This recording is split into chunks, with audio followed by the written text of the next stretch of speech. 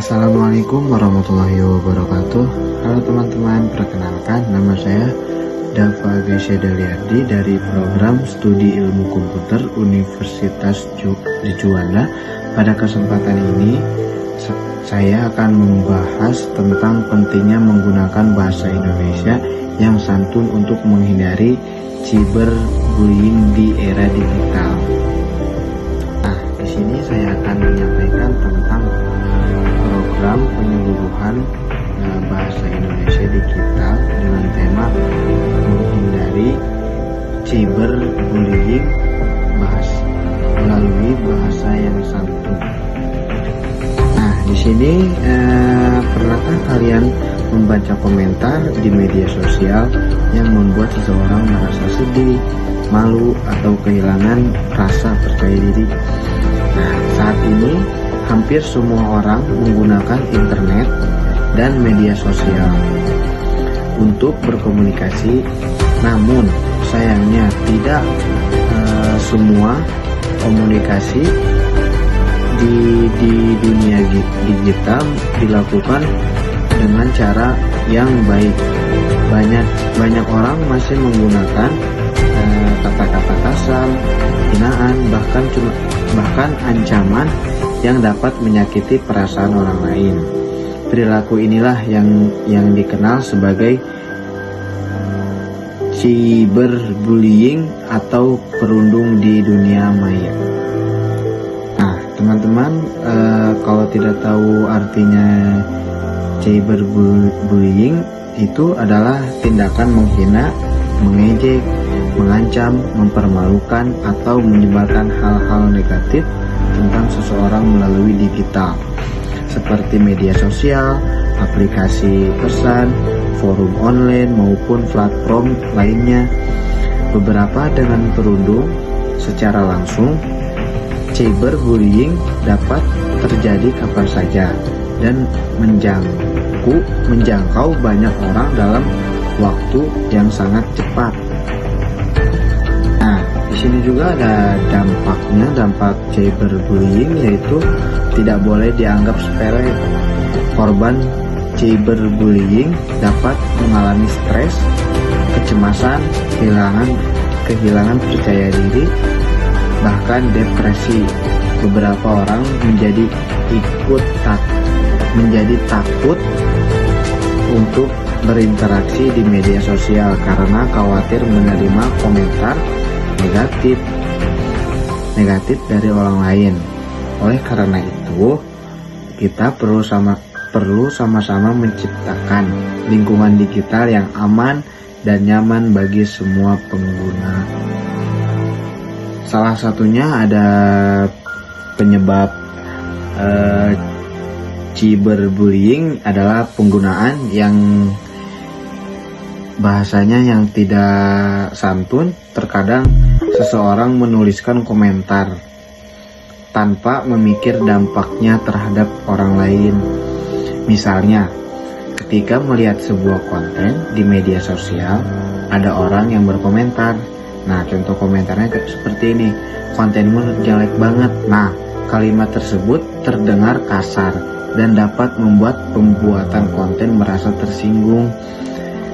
Nah, di situ padahal kritik dapat disampaikan dengan cara baik-baik.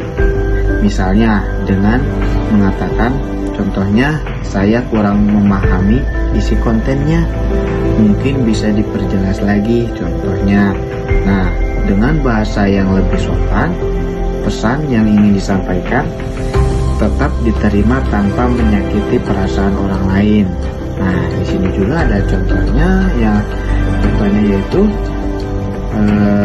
contoh lainnya ketika seseorang melakukan kesalahan, ada yang langsung mengatakan, contohnya, kamu bodoh sekali. Contohnya itu ya seperti itu. Kalimat seperti ini termasuk bentuk penghinaan yang tidak pantas digunakan. Sebagai gantinya, kita bisa mengatakan, mungkin ada informasi yang lebih perlu diperbaiki. Nah, harusnya seperti itu. Kalimat tersebut tetap memberikan masukan, tetapi dengan cara yang lebih menghargai orang lain. Nah, lalu bagaimana sih cara menghindari cyberbullying? Nah, yang pertama, berpikir sebelum mengetik, sebelum mengirim komentar atau pesan, tanyakan kepada diri sendiri apakah tulisan tersebut akan menyakiti orang lain atau tidak. Nah, yang kedua, gunakan bahasa sopan dan santun, pilih kata-kata yang baik dan mudah dipahami tanpa mengandung unsur penghinaan atau ejekan. Nah, yang ketiga ada hindari ujaran kebencian. Jangan menyebarkan komentar yang mengandung kebencian terhadap suku, agama, ras, maupun kelompok tertentu. Nah, yang keempat ada tunjukkan empati kepada orang lain. Cobalah menetapkan diri pada posisi orang yang akan menerima komentar tersebut. Jika kita tidak ingin diperlakukan seperti itu, maka jangan melakukan itu kepada orang lain. Nah, selanjutnya yang kelima yaitu laporan tindakan perundung yang kita temui di media sosial. Banyak platform digital telah menyediakan fitur pelaporan untuk membantu mengurangi tindakan cyberbullying. Nah, di situ juga ada zaman digital sudah itu. Nah, selanjutnya teman-teman, bahasa memiliki kekuatan yang sangat besar. Kata-kata yang kita tulis dapat memberikan semangat kepada orang lain, tetapi juga dapat melukai perasaan mereka. Oleh karena itu, kita harus lebih bijak dalam menggunakan media sosial dan lebih bertanggung jawab terhadap setiap komentar yang kita berikan. Nah, dengan menggunakan bahasa Indonesia yang santun, kita dapat menciptakan lingkungan digital yang positif, aman, dan nyaman untuk semua orang. Nah, setiap kata yang kita tulis mencerminkan karakter dan kepribadian kita sebagai pengguna media digital yang cerdas. Selanjutnya yang terakhir sebagai penutup, mari bersama-sama menggunakan bahasa Indonesia yang santun, bijak, dan bertanggung jawab. Nah, dalam setiap aktivitas digital kita, ingatlah selalu slogan yang sangat sederhana tetapi memiliki makna yang besar. Nah, saring sebelum sharing, santun sebelum komentar, kata-kata malam ini. Nah, sekian presentasi saya kali ini. Jika ada kekurangan yang mohon dimaafkan. Terima kasih atas perhatian teman-teman semua. Wassalamualaikum warahmatullahi wabarakatuh.